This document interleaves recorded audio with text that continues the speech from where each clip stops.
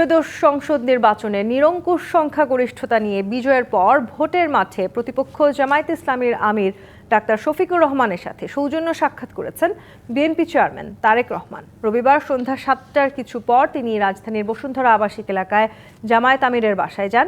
দুই নেতার সাক্ষাতের পর ব্রিফিংয়ে জামায়াতের নায়েবে আমির ডাক্তার সৈয়দ আবদুল্লাহ মোহাম্মদ তাহের জানান, জামায়াত সরকারের অংশ হবে না, সংসদে শক্তিশালী বিরোধী দল হিসেবে কাজ করবে জামায়াত।